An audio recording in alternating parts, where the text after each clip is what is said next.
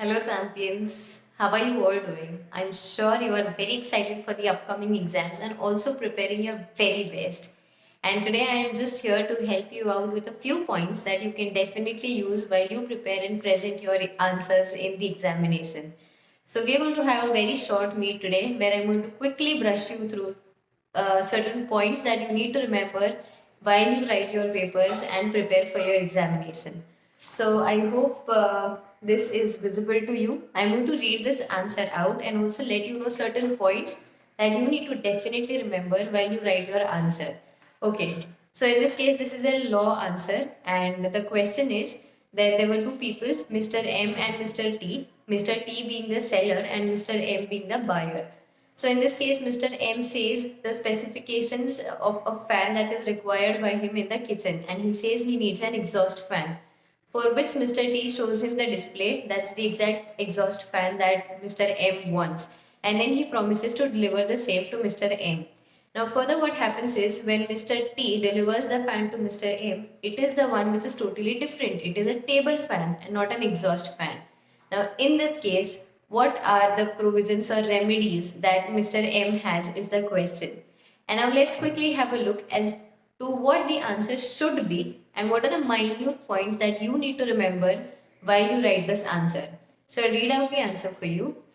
The answer says, according to section 15 of the Sale of Goods Act 1930, point number 1 to remember is whenever you write your answer, always write the correct question number and sub question number. Please remember, despite writing the entire answer right, if you write the wrong question number, you will not score a mark.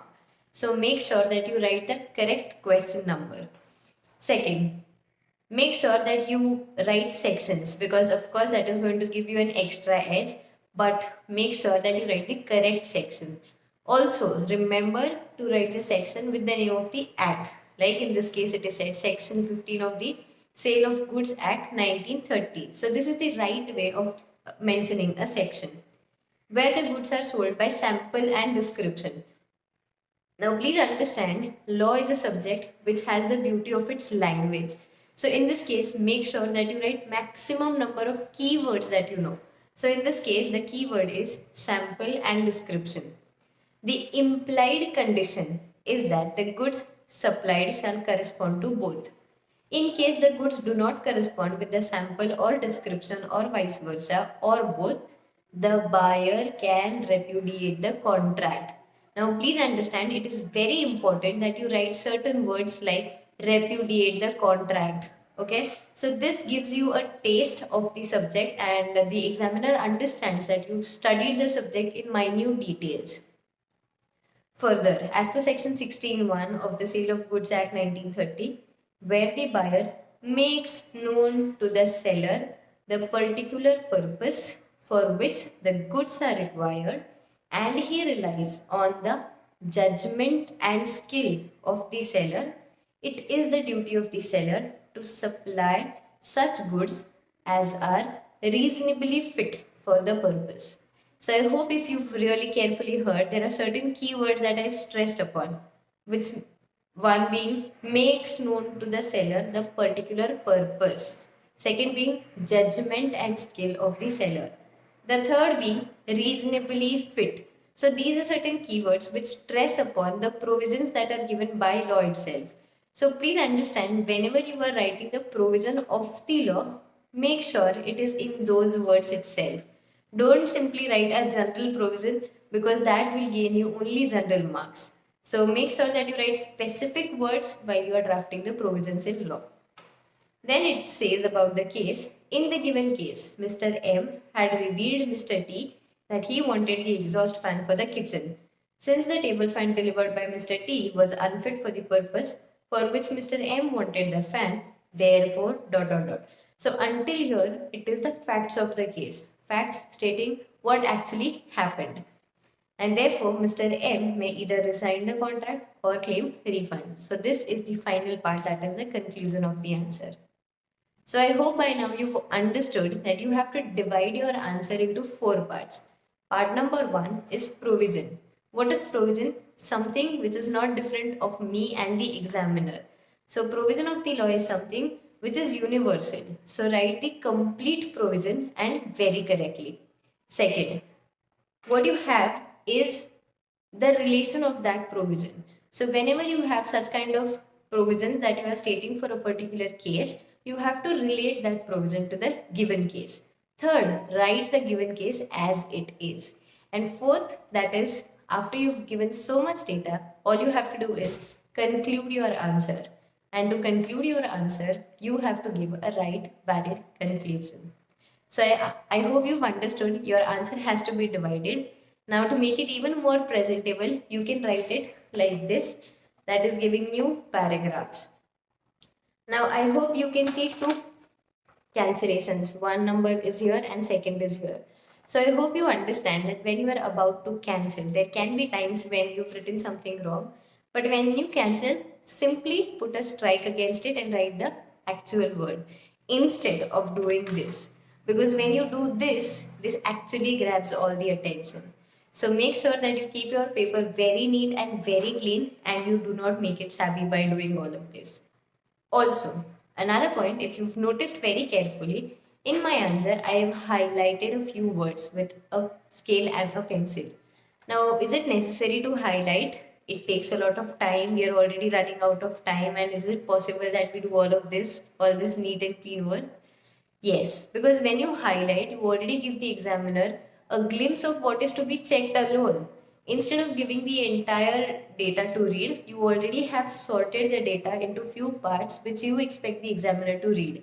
And this is how it is going to be very easy and very convenient for the examiner to read your answer. Also, since you focused on the keywords, it gives a good impression that the student has studied. Okay, so these are certain points that you can always remember for a theory answer. And needless to say, do not make spelling mistakes, do not make grammatical mistakes, because if you do that, then you are bound to lose marks. Especially, I would focus on not making spelling mistakes. So the best way to avoid it is while you are studying, please write down all the words and practice them so that you can avoid these spelling mistakes.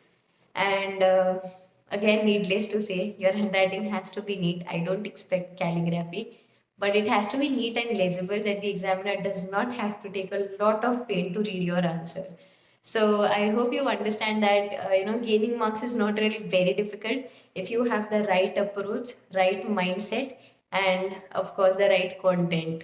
So apart from that, what I feel is necessary is you should also pay attention to the marks allotted. So many times it so happens that a particular question comes for say about 5 marks or the same question comes for about 3 marks. The content cannot be same. It has to differ as per the marks allotted. So please make sure that you give weightage and importance to the marks allotted as well. Now just coming back to a practical answer of how you would present a practical answer. So in this I've just drawn a bank reconciliation statement and I've drawn the format. Now if you keenly observe, there is a format drawn. I've not just haphazardly written it here and there. Second, there is rupees that is written here. So please understand, although you know that rupees is so obvious, it is not really that obvious and you are expected to write rupees symbol in your answers. Okay, you are supposed to mention the currency, you are supposed to mention the units. So I hope you remember this point of mentioning this rupee symbol as well. Now there is a rupees column and an inner rupees column. So the inner rupees column, that is the column where you do the calculations. So make sure that you have both these columns ready, because sometimes just writing everything on the outer part will lead to a lot of confusion and chaos. So write that inner column as well.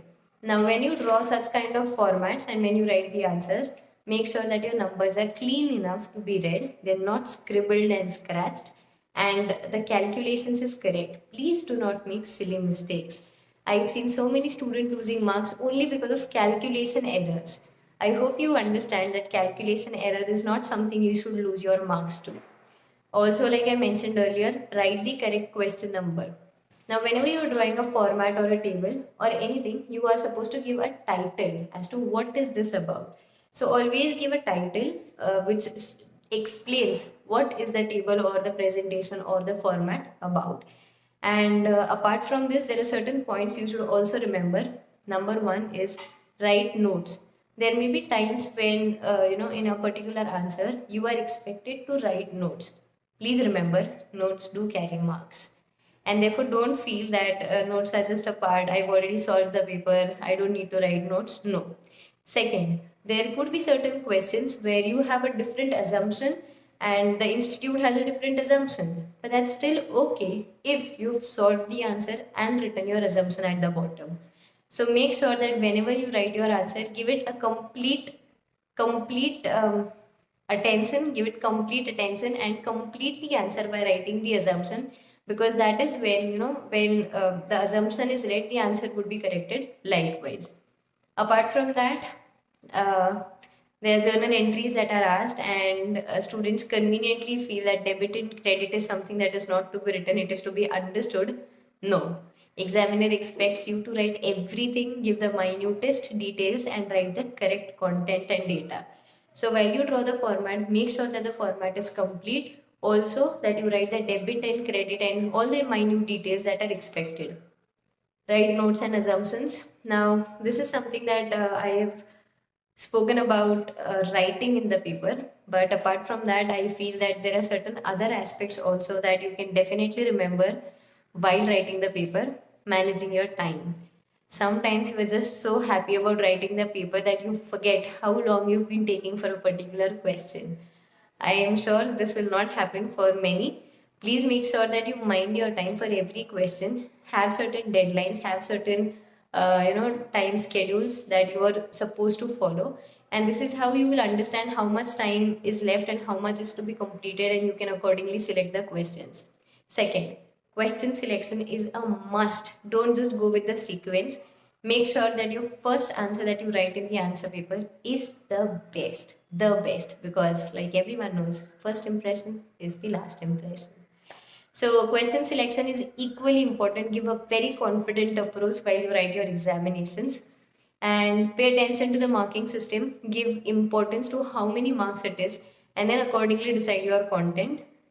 And focus on accuracy. Just don't run behind completing the entire paper haphazardly. Of course, that's a decision that you can make towards the end of the paper when you have about half an hour left, and then you decide what to write in particular question and what not. But initially, give complete information, give complete data, manage your time well, and be very, manage your speed as well. Don't be very lenient while writing. And most of all, these 3 hours are something that you have to focus on, literally practice. So have a picture in your mind of what you are going to do for those 3 hours. How are you going to utilize your 15 minutes? How are you going to utilize your first 1 hour, next 1 hour, and so on and so forth. For MCQ papers, there is a negative marking, so be careful. Secondly, while you mark your MCQs, please make sure that it is marked very properly. You do not scribble, you do not go out of the circle, and you do not just do some, savvy thing. Also, write complete details on your answer sheet. Sometimes we are just in so much hurry to write or mark the correct answers that we forget of what our details are, or we are supposed to fill that. So, if your details are wrong, the marks don't come to you. Please understand. So give your complete and correct details. Also, apart from that, exam is for everyone. Everyone has that kind of pressure. But what is important is how cool and how calm you are. So you can practice certain techniques like meditation or visualization just before your examination so that it suits you. And practice your studies, revise them 1 day before. Do not appear for any new material. Do not attempt to read any new material just before the examination. Don't panic. Don't give up on your sleep and food. Take sufficient rest, eat sufficient and healthy food, and of course also keep yourself very cool, calm and comfortable, because exam is something that can be celebrated. And I'm very sure with the kind of efforts you've been taking till date, of course this can be a celebration. So, with these are certain points that I wanted to share with you all so that your exams go very smooth, very calm, and very confidently. I hope these points will help you in planning your exams and confidently appearing for that. In case you have any queries, you can get back to me, and we hope that we celebrate your success soon. With this, I, CH Paramutha, wish you all the very best and give your best. All the best.